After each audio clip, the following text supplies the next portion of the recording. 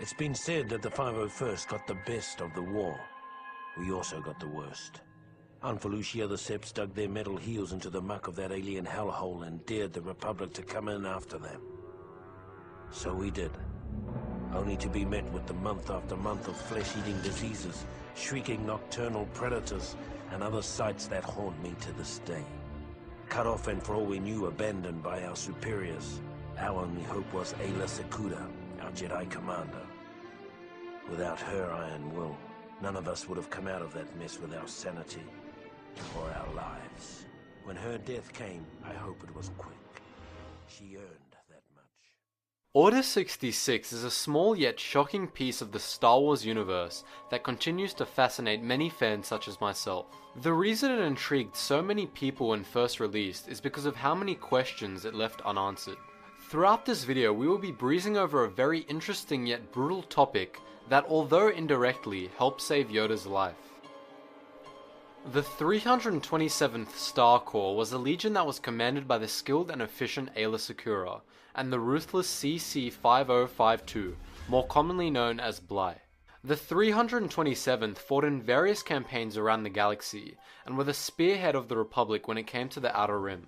Due to the 327th often fighting on very desolate and foreboding planets, they had a very rough time throughout the Clone Wars. Although they didn't lose as many men due to local resistances, a lot of their losses came from the natural environment, which was more often than not aggressive and untamed. As a result of this, many of the men became desensitized and were often very brutal toward prisoners.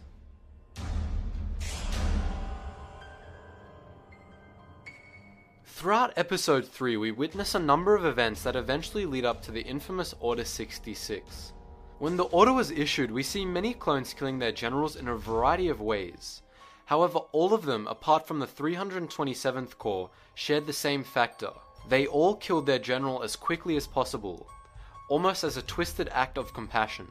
So what made the 327th Star Corps so different to the point that they threw their trigger discipline out the window as they continued to fill her lifeless corpse with blaster bolts? And how did this indirectly save Yoda?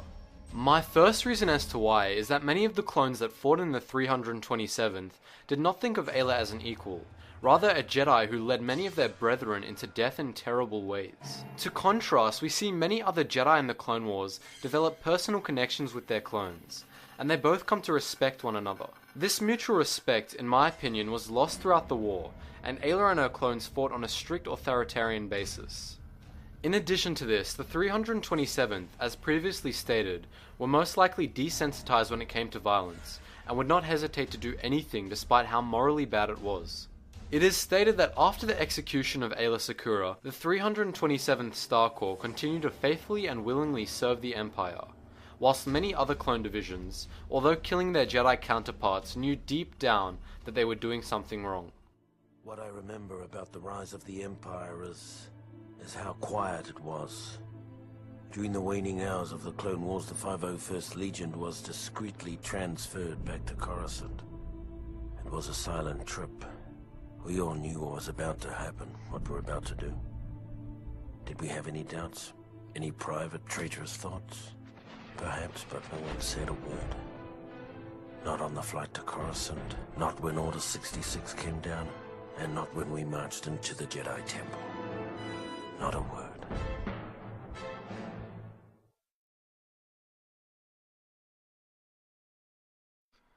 In saying all of this, despite the brutal nature of this execution, it was the execution that prompted Yoda to realize something was wrong, and in turn this saved his life. Whilst Yoda was filling in for Luminara Undili at the Battle of Kashyyyk, he felt an overwhelming darkness in the Force that was prompted by pure hatred.